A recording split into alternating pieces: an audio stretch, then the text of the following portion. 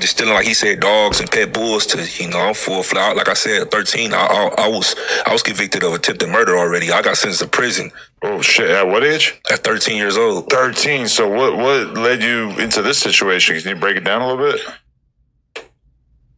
They said allegedly, I shot at a couple of people and I shot somebody. But it's out in California. I don't know if it's still like that, but like because I haven't been in juvenile so long. But what's the deal, y'all? What's the deal, y'all? We're Trap Up in 10 and Trap News Network. Back in the same, like cook cracking the same. Here at 10 and Trap News Network.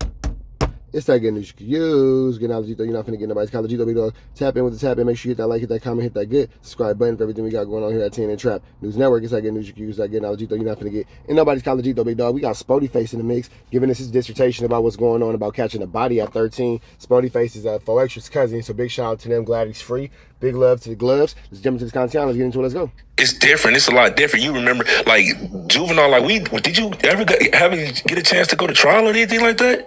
Because I went to trial, but it was like it's whatever the judge thought. Like it's different than adult. Like when I was going to juvenile hall, it was like juvenile. You rarely even seen trial. The only trial I can remember in juvenile is me going to somebody's trial date. I was going to y'all hood. I was going to a continuation in y'all hood on 42nd Western. What side of Academy? And I got into it with baby fats from 60s, baby fats, tiny fats. And it was another dude, I can't forget his name, but whatever his name was, I heard later on he ended up turning like 111 or something. But what's that? 111 Nayborhood. Oh, okay. So Adam, stay out of conversation that don't involve you. Oh, I had a homie that was going there. He wasn't from the hood yet, but he ended up turning later on. But he was banging the hood. When I come out to school, he in the front getting down with tiny fats and baby fats jump in. Then, I got to jump in. So we all out there. We got a little melee on Western. Yeah. We all on probation. I got to get on. I end up getting violated and all that for that. Had to go do like 60 days, get back out.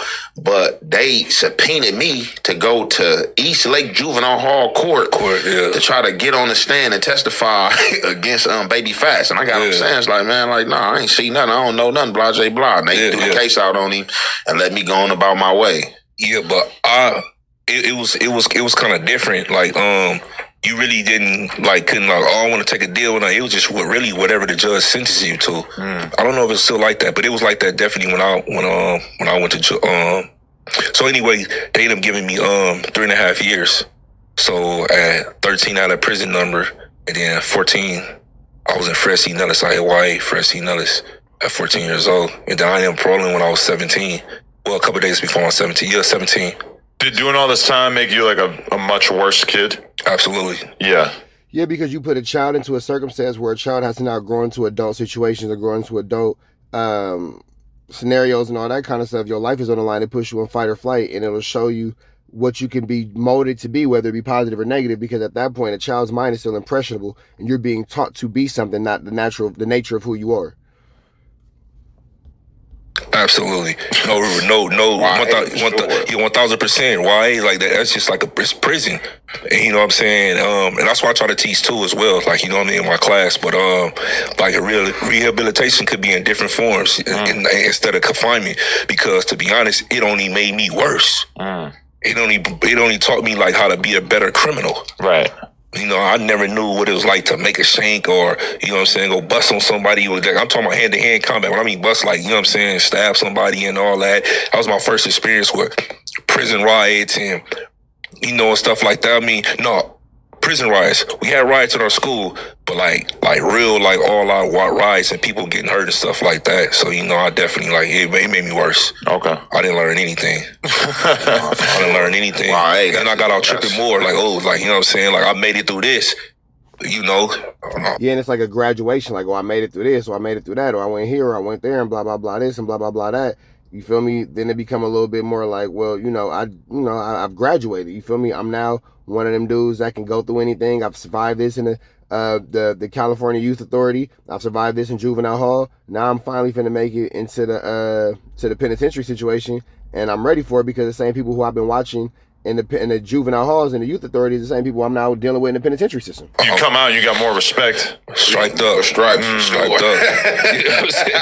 So, like, get out big dog, like, you know what I'm saying? Get out big dog, and then, you know, yeah, that just made me more full-fledged, so yeah. So how long were you out before you caught this other charge? Or like, what was life like once you come back? I mean, it was like I got right back into it. The only thing I didn't really have was like clothes. Other than that, I didn't miss out on nothing. But I had to get my clothes, and other than that, I was right back to the streets. Made me work. So like I said, I was on that. I was tripping, and then I ended up going back to YA my last time because I ended up getting caught with a gun. I got caught with a gun. I went back a year, and then that's when my adult stuff started. You know what I'm saying? So I was 18 now. Once I paroled, I'm 18 now. Ain't no more YA. You know, straight county jail or to prison. Okay. And did that change you at all, or you weren't worried about the consequences? Absolutely not. I teach. Listen, I'm gonna say this right now too. I think for people that look like me, the worst thing I say it all the time, the worst thing that ever happened to my people is social media, gang banging, crack cocaine. Listen, this is a fact. And when you growing up in the trenches, you're youth. And most people don't understand when I say youth. It's because the way you think when you young, I know it because I was there. I used to literally think when I'm catching these cases or I'm on the streets, I'm like, man, No, that's something too, because you maneuvering in a way and you categorizing yourself in a way to where people from the outside looking in will be looking at you for some sort of vengeance or some sort of, 1-2 step like Sierra to make their name and all that kind of stuff. So that's a huge thing for sure. When I was 18, I got sentenced to 3 years. I'm like, I'm 21 when I get out. I ain't nothing. I'm right back to it. So that's how you thinking. You know what I mean? And then you look up like, damn, I'm 25. But 3 years, I'll be 28 when I get out. You know what I'm saying? I'm 29. They looking like, damn, what the fuck my 20s in with? Nah, for sure. You know what I'm saying? You 30, like just like me. I'm like, damn, I look like, oh no, shit, I'm my 20s, my 30s, I'm dinner 40. But when you were actually in jail, did you hate it, or was it kind of like, shit, we're having a lot of fun with the guys in here? I wouldn't necessarily say I hated jail. I hated being away from the street. So I'm gonna say, yeah, of course I didn't want to be in jail, but like I said, when you young, you active, and a lot of people, street dudes know exactly what I'm talking. When you on them yards, I like that outside world. That's outside. I gotta worry about this right here. Yeah, that's real. When you locked up, you're not really too concerned about what's going on in the outside world. You worried about the world that you surround in, where it's 2 times a day, daytime and nighttime, and it never rains. You know what I'm saying? So I'm only really worried about this right here. You know what I mean? But yeah, of course I wanted to be on the streets, but I wouldn't. I mean, clearly I didn't hate jail that much. I kept coming back. So see, a lot of people used to ask me that question too. I used to go to jail so much, right? Yeah. I used to stay out probably. I got out of jail and be out for no more than 90 days to 6 months. And I'd be right back in somebody's jail. And people's favorite question for me was, hey, how long you gonna stay out this time? And that used to piss me off, right? Yeah, but then here go the thing, though. Once you have made your way into that revolving door, that's the question that people ask, because I remember there's been points in times where, I even found myself going back and forth to jail 3-4 times in the course of 5 months. And then on that last time, oh yeah, we gonna go ahead and keep you, bro. You just keep coming in and out this motherfucker. This is what you doing. You just keep going to jail. Like, well, like the fuck you mean how long I'm gonna stay out this time? Because it wasn't like that. I was trying to go to jail, but being an active gang member, and that's what I be telling people. Like, people don't understand. Like, Lokin, bro. Exactly. Like, it's a somely few, small percentage that might have slipped through the crack that didn't go to jail. But if you was in jail a lot, for the most part, if you was in jail a lot through your youth and you was gang banging, it was for the hood. That's for the hood. Like, you know what I'm saying? For sure. And when you going in and when you going on top of that. Unfortunate truth, man. Unfortunate truth. You throw away a lot of your time and a lot of your life into gang activities without, really realizing how detrimental it is to what you got going on. And as a child, you making grown man decisions without really realizing the consequence and the severity of these decision making. It's like we programming, so it ain't you going home early. Your date might be January, but you going home December or January next year because we got to be involved in everything, every riot, every fight. Anytime somebody disrespect you, whatever happened, the homie get into something, they ain't gotta even do nothing. We gotta all go. So we never going home early. It's, like I said, the active one. So. Yeah, it's like that. It's a whole nother world in prison. But so you ever have times where you got out and then found out about some shit that happened in there and you were pissed off that you were out? Because if you were in, you would have been able to protect somebody or be involved in some shit? I can't remember the time. Okay. But it's possible that happened. I can't remember the specific time, but I never missed jail when I was out. When I was out, I was out. I was happy. But like I said, it's like when you got that mind frame and you in that mentality, you in that South Central state of mind, bro. It's like you not even worried about that. Like I'm on that. Like what's up? Like I'm out now. Like what we doing? Right. Definitely. And it's terrible. It was terrible. That I was, you know what I'm saying? I was thinking that like that, but that's why I said like real ones. We was trained different, so we built different. Like you know what I mean? But yeah, it's so crazy. I got a question. You said something you like basically, you know what I'm saying? Basically. I mean, that's real though. When you got that South Central state of mind, they're gonna always try to figure out a way to, you know, keep you incarcerated, keep you in confinement, but it's up to you to really grow out of that situation or grow out of that way of thinking and to figure out how to make sure that you can, you know, continue to make sure that your 1-2 step like Sierra go the way it needs to. Something bad. That was, you know what I'm saying, for the people. Because we all coming out of South Central. We all coming out of South Central, but it's up to us to figure out ways to, you know, do things the right way or carry things the right way without having to put ourselves and put our lives at risk or put our lives in jeopardy or anything like that. You said social media was one of them. You said social media. What else? Rock cocaine. Youth. What about social media? It's cool, like, for you use it for business and all that, but, like, my generation, you know, I'm old school, bro. Even back in my day, like, I always had an old school heart. My thing with the social media is, like, it's like the thing that I'm specifically talking about my people. You know, I see it in every culture, you know what I'm saying? But, like, specifically my people, like, young black kids, young black men, it's like I'm a warrior, like, you feel me? Like, I'm a real soldier, bro. And I was, you know, I got out the streets, you know what I'm saying? Honorable discharge, bro. You know what I'm saying? So, and that's the only way to do it, man. Good. I love that for Sporty Face. Honorable discharge. I got out the streets. I did what I had to do over there. Now I'm doing something else in my life. I like that for him. I see people disrespecting the dead. I don't agree with it. Oh yeah, I don't like it, bro. I don't condone it. Filming people when they taking their last breath. I don't like it. I don't like it, bro. It rubs me the wrong way.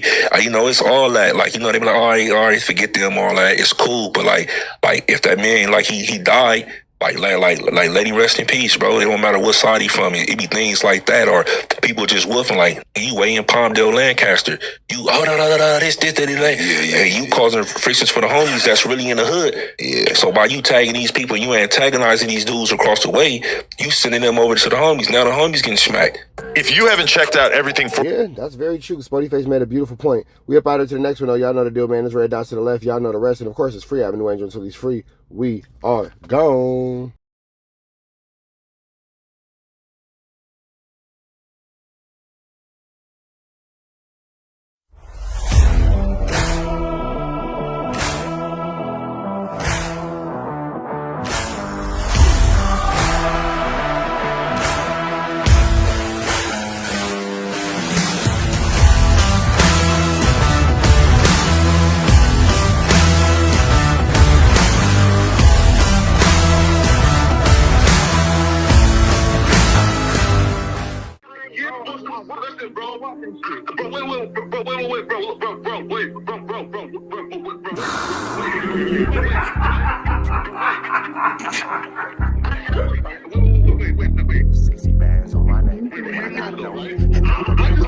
How many shots to the center of a freak, nigga? 3 in his ass, lick his stomach, smell his pink, nigga. They throwing shots, time to see if them pussy niggas can take it. The nigga whack is a snitch and the jolly niggas a rapist. See, Lush was on to something, tried to act like it was nothing. Said you ain't know that freaky ass taker you was frontin'. Munchie ain't fucking with you and Spider-Loc ain't gon' save you. If you want it, you gon' take it. Stop the freaky ass behaviors. Let's get straight to the point, see, we ain't gotta wait for later. Nigga with your last name kidnapped that girl before he raped her. Said the moms of gang members don't deserve no piece of prayers. When General Butt naked, the kid Tesher is your savior. You ain't gotta stall me out, cause I ain't asking for no favors. Get it crackin' right now, we ain't gotta wait for later. later. Walked into your own building, heard my voice, and then you ducked away. Was humble like a bitch, cause you a hoe, stay in your fucking place. That nigga whack and slut and pathetic. Flacco's a fucking lame. Whack ain't come outside because he hiding from his fucking gang. Talking like you tough when niggas spitting in your fucking face. T-Row didn't quit, we wouldn't even know your fucking name. Whack in front of Adam, but Adam is how he do you. See, Flacco lied on me and then Whack told me to sue you. Treated Whack like a bitch, you should've seen it, it was beautiful.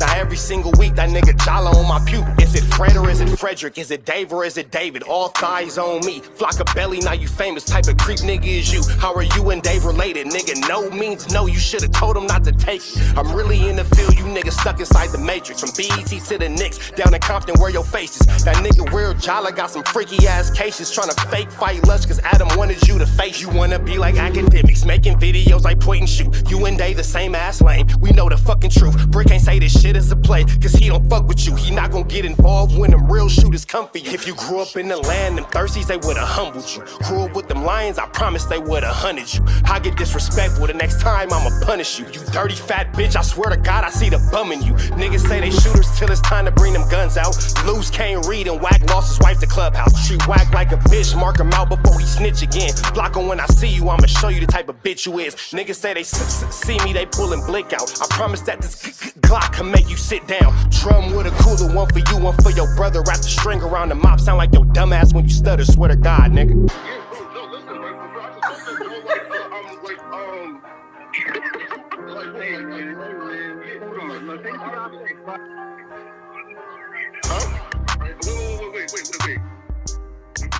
Hear me out though, right? Wait, pause, wait, bro, wait. Again, wait though. Just right, so, right, wait though, right? I do want to